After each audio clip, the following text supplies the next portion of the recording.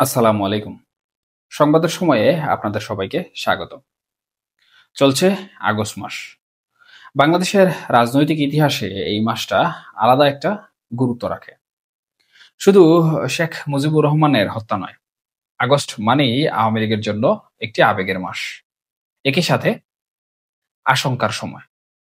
কিন্তু ২০২৫ সালের আগস্টে যা হচ্ছে তা আগের বছরগুলোর চাইতেও অনেক বেশি অস্বস্তিকর।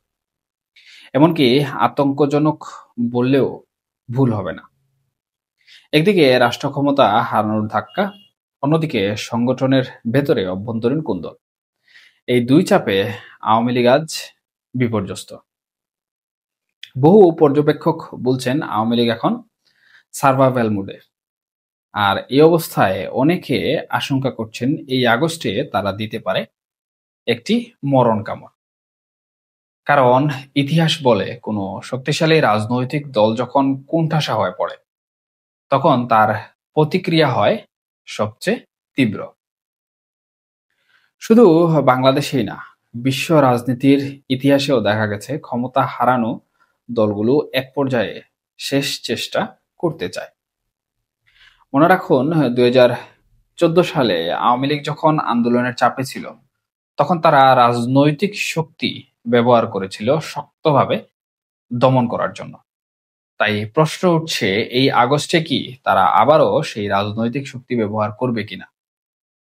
অন্যদিকে আওয়ামী লীগের অভ্যন্তরেও এখন দেখা যাচ্ছে চরম বিভাজন। কেউ কেউ শেখ হাসিনার পরবর্তী নেতৃত্ব নিয়ে গোপনে আলোচনা করছেন, আবার অনেকে বলছেন ভারত বা আন্তর্জাতিক মিত্রদের কাছ থেকেও তারা প্রত্যাশিত কোনো সমর্থন পাচ্ছেন না। এমন অবস্থায় দলের ভিতর থেকে হাহাকার উঠছে, কে থাকবে, কে যাবে, আর আদৌ কি তারা আবার ঘুরে দাঁড়াতে পারবে কিনা। অন্যদিকে অনেক বিশ্লেষক আবার বলছেন আওয়ামী লীগ এখন সুখের কান্নার মুডে রয়েছে। এই কান্না হয়তো শুধু সুখের না, এই কান্না আসলে বিদায়ের। একটা দীর্ঘ সময় ধরে গড়া রাজনৈতিক বাস্তবতার ইতি টানার কান্না। তাই এখন প্রশ্ন, এই কান্না কি মরণ কামড়ের আগে একটি নীরব প্রস্তুতি, নাকি এটা শুধুই আত্মসমর্পণের এক প্রকার প্রতিধ্বনি।